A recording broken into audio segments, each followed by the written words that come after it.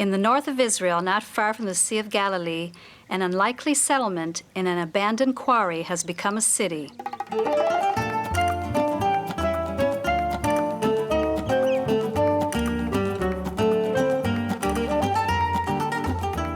A city with a wild side that has brought together two men who for the past 15 years have been obsessed with getting the dirt on the residents who live in this place they call Fox City.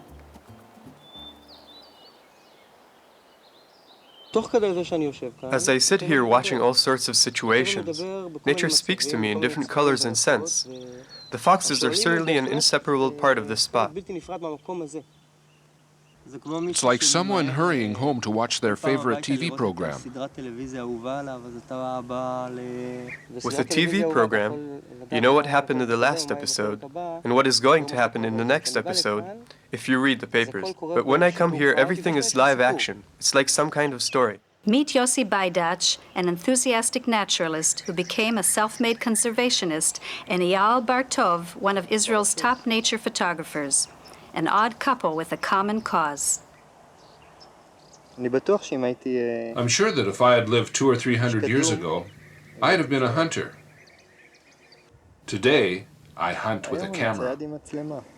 I can remember entire days, lying here and waiting to see a fox emerge from the burrow, and being overjoyed at the sight. All in all, I think there is something mad about it. This is the first time I'm filming someone who enjoys just watching. The moments when I'm truly happy are those when I'm in places where only nature speaks. Yossi lives only a 20-minute drive away from the quarry, as close to nature as you can get. It's the realization of a dream, because I always wanted my home to be connected to nature in some way. Behind the house, the family raises orphaned mountain gazelles. Yossi hopes to release some this year into the land around the quarry, another step in his master plan to return this area to the wild. Something Yossi is certain will add spice to the lives of his favorite neighbors.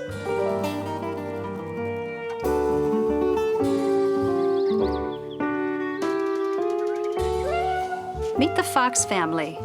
Yossi calls the father Blackback. His vixen, the mother and her 6 new pups, who in a few short months will be ready to strike out on their own.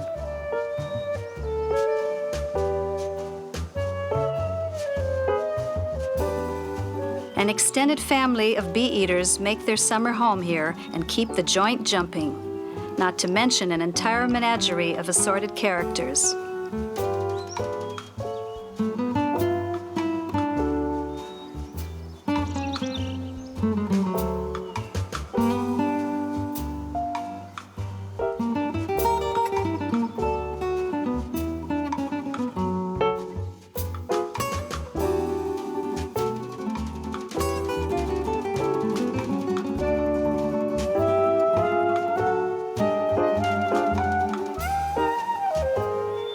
But for Yossi, the gazelles are the real missing link. Since they weren't weaned yet, we fed them milk from the bottle, which had the effect of imprinting them. They've never known their natural mothers, only us.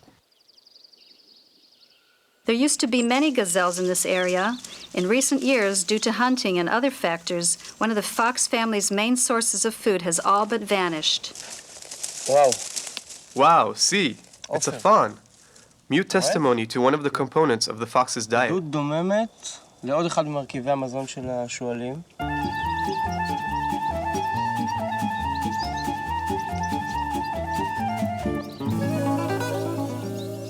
שולחן אכילה של From the fox's table.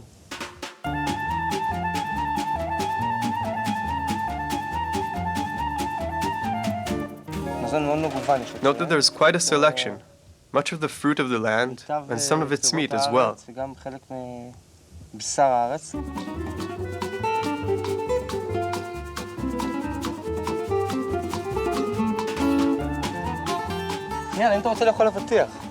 Eyal, would you like some watermelon? One thing Yossi knows from experience is that a hungry fox isn't picky. It will eat meat, vegetables, a true omnivore, and one reason they are so successful where others fail. Over the years, I've developed a sense of ownership, as if I've marked the territory. I come and go and nobody knows about it at all. But when I see something happen here, it's as if it were in my own house. When I see the ravages of a tractor that has dug up sand, it's as if my house has been broken into. But actually, it isn't mine. In fact, it belongs to everyone here except me. It's spring in the quarry, and this is the time foxes usually give birth, in the hidden burrow. Naturally, Eyal and Yossi feel protective, but over the years, the foxes have proven they know how to defend themselves from most trespassers.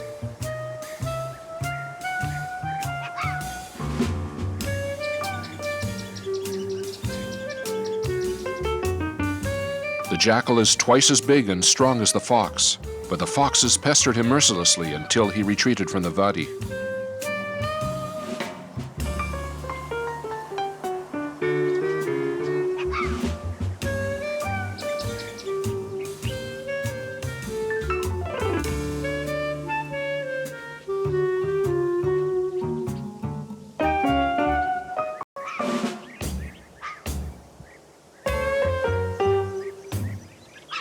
In many ways, the old quarry is the ideal place for the fox family to dig in and make their home.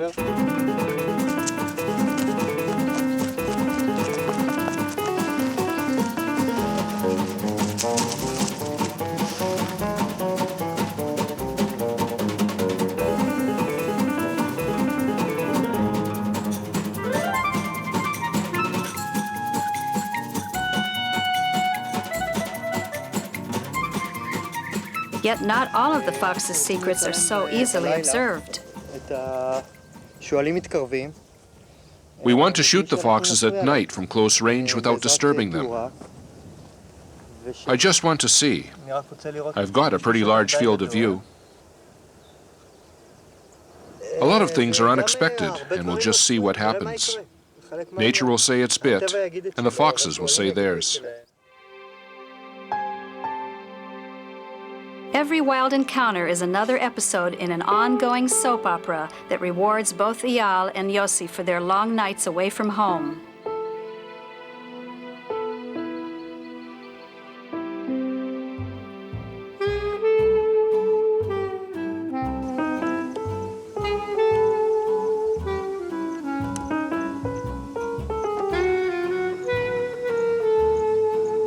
The species we're observing here in the quarry is the common fox. It's a member of the canine family, whose additional representatives in Israel are the wolf and the jackal.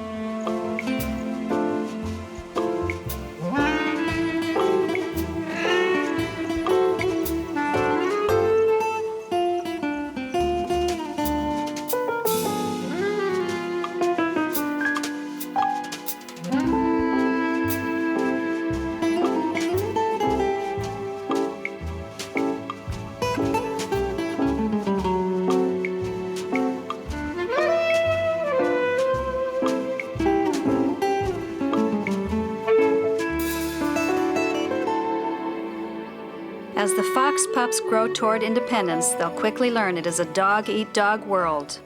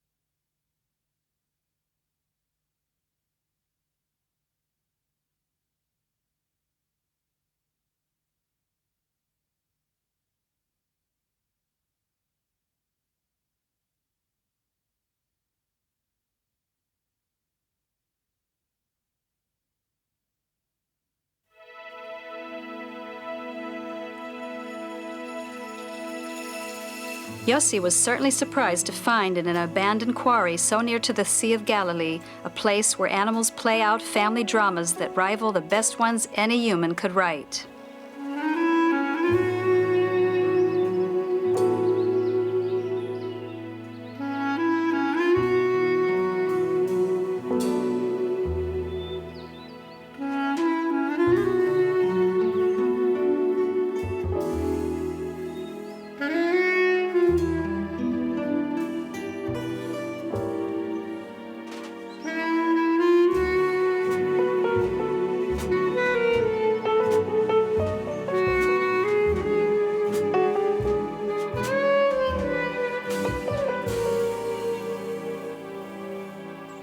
The first time we ever spotted the foxes here, there were two vixens which were raising 12 puppies together.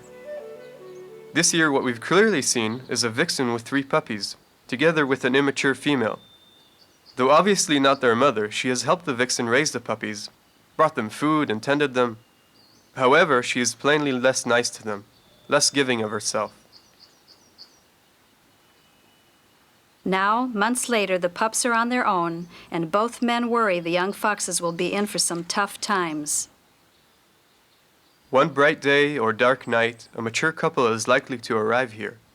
Anyway, they'll come along and chase away the puppies, because this is definitely a desirable location for raising litters, as we've seen over the years. Then they'll have no choice. They'll have to look for a new territory.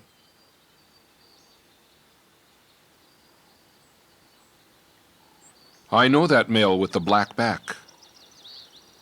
But even for the dominant fox in town, there is no such thing as a free lunch. The one with the black back works so terribly hard. I remember one day, I could see him coming from the Sea of Galilee carrying something in his mouth, which I still couldn't make out from afar.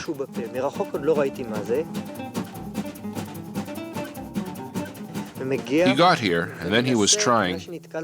Apparently, he had a thorn stuck in his paw. He kept on trying to draw it out. Then he'd run and stop, panting, resting, getting a better grip on the mangoes and going on.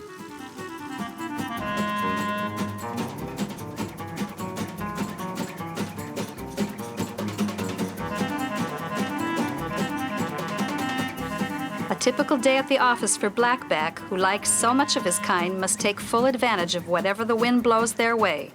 And every spring, that happens to be the bee-eaters. The bird family is connected to an earlier evolutionary period of the world, to the reptiles and the dinosaurs. They exhibit very special behavior, and we don't yet understand all its meanings.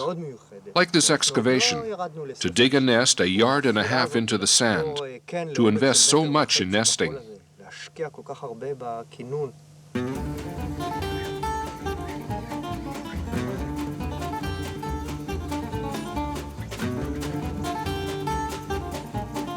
The entire hill is riddled with the bee-eaters' nests.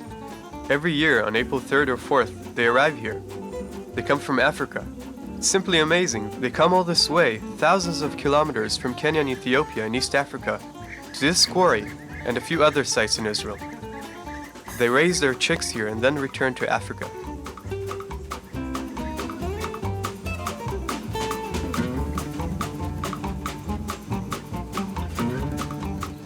This is apparently the best place in the world, yes, this quarry, to raise their chicks. That's why they come here. And where there are chicks, there are foxes.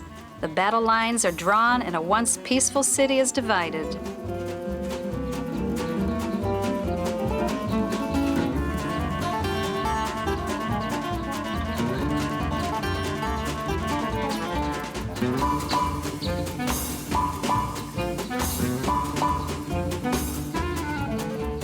The bee-eaters put up a spirited fight, but the foxes eventually get their due.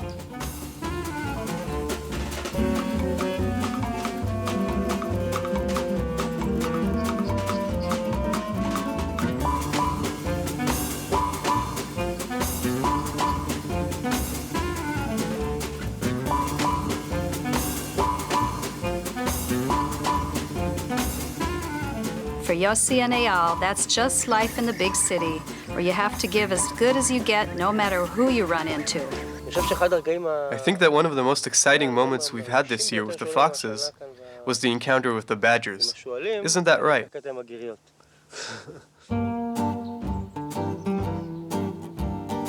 Badgers can be bad news. They are fierce and rarely back down from a fight. For Blackback, dealing with the business end of a badger was not exactly child's play.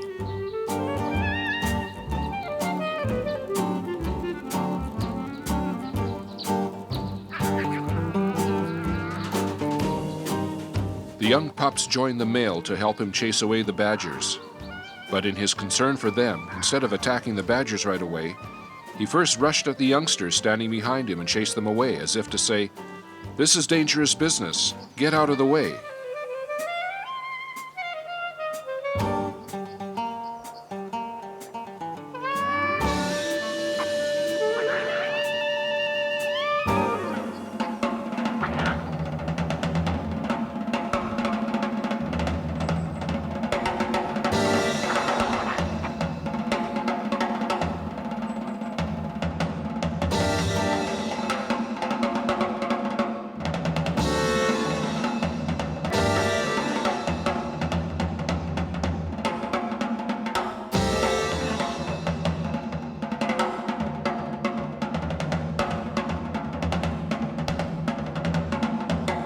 What a sight. You could search for weeks in all of Israel without finding so much as a badger that has been run over. Then something like this happens in front of your very eyes.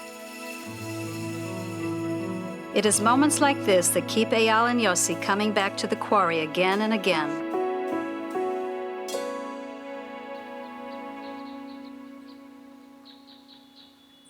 We've been given a glimpse into the world of foxes over the years, following this wondrous process as parents raise their new generations of pups. Even when Yossi is home, the foxes are never far away. They always seem to slip into his 3 children's favorite bedtime stories and games. Let's play fox. Then the fox appeared. "Hello," said the fox. "Hello," replied the little prince politely and turned to look. "I'm here," said the voice. "Look for me under the tree." "Who are you?" asked the little prince. It's me, the fox. "You're actually rather nice. You're not from here," said the fox. "What are you looking for?" "I'm looking for people," said the little prince. "What does it mean, to train?" "To train is to create a bond." "To create a bond?" "Of course," said the fox. "You'll be my one and only in the world, and I'll be your one and only in the world." "I'm beginning to understand," said the little prince. "Have we ever trained an animal? Someone we once took care of, whom we gave milk to drink from the bottle?" Itai, the fawn. "That's right, the fawn. And what happened to the fawn? Is it trained now?" It's there on the mountain. "This is our favorite. Her name is Silip." In midsummer, an important day arrives. Silip and some other fawns, hand-raised by Yossi's children, are ready to be released. One was imprinted 100%. 2 others a little less. In fact, they've only ever seen each other and us.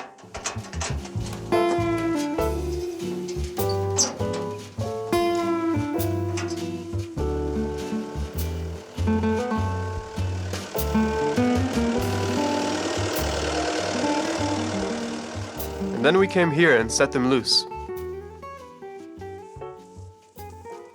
On one hand, you could see that they were happy to be set free. On the other hand, there's their bond with us. And they kept running and coming back to us, running and coming back, until they appeared to come to a decision. Okay. To the delight of all, the gazelles dashed into the tall grass. Within a matter of days, Fox City had some wild new additions to brag about, and Yossi's dream of returning a little patch of paradise to earth nearer.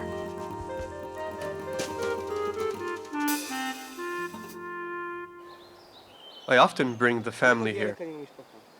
How's it going, Noah? Give me a hug. The children are prancing and playing on the hill, really enjoying themselves. The sun is sinking and everything's fine. And as they play, I'm sitting and thinking how happy they are. All they're interested in is who will be the king of the hill, or who will throw more sand at the other. And what I'm interested in is how I'm going to put them to bed tonight, what I'll be doing with them tomorrow morning, and how we'll be getting through the day. In short, I'm thinking about my survival, about tomorrow morning. And then for a moment, I suddenly had a sort of intuition and thought to myself, what makes us different from the foxes? What makes us different from this fox family, whose puppies are prancing and playing on the hillside, and whose mom and dad have their worries and refuse to participate in the puppies' game? We're pretty much the same, I thought. Then I said to myself, to fill in the picture, the only thing missing now is a fox watching me through binoculars or taking my picture. I pick up my head, and suddenly there's a fox lying there and looking at me. It was right here, between these bushes. Really? This close? Yes, this close. I called over Itai, Gal, and Noah. At first they were really frightened. I think it was the first time they'd ever seen a fox in the wild, this close. And to my great surprise, instead of running away, the fox approached us. He actually played with us for 15 or 20 minutes. He simply ran around us.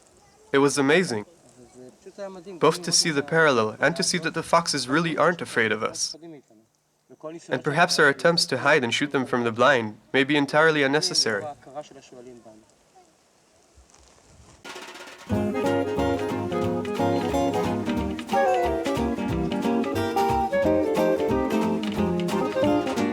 fox's exuberance as a family, their esprit de corps, speaks volumes to me. I love watching it. I film them and smile. There's a lovely family atmosphere of concern, and they've got a lot of humor in them. In my eyes, foxes are very humorous.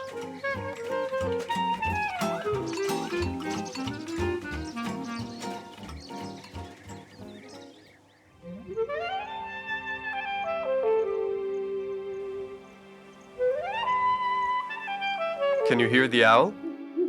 Now in the late summer, Yossi and Eyal tried to make the most of their last few days in the field together, a final fling to check out the nightlife.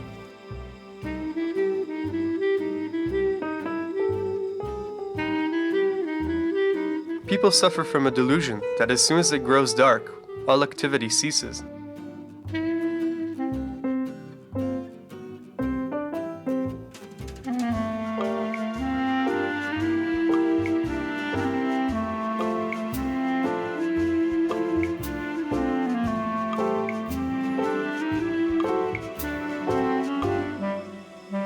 The quarry is buzzing.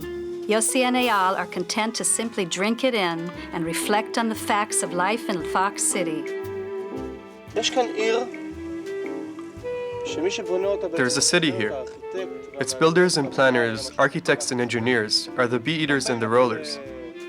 There are seasonal tenants coming here for 3 months in April, May, and June, then leaving the city and renting their homes for a nominal fee to others such as toads and frogs, millipedes, beetles, and other birds unable to build their own nests.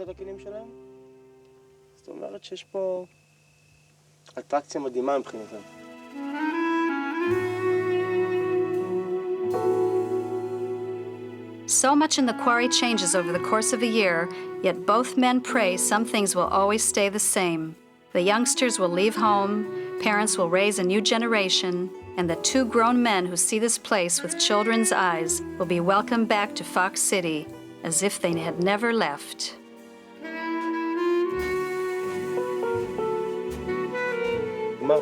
One chapter in the life of the quarry ends, and another begins. The same chapters repeat themselves year in and year out, but the rain has washed everything. The hills are covered with green and flowering carpets, and there is an atmosphere of regeneration. In a few days, we'll see the foxes here again. We'll hear the mating calls of the males. New burrows will be dug. It's a new year at the quarry. In short, we've grown a year older.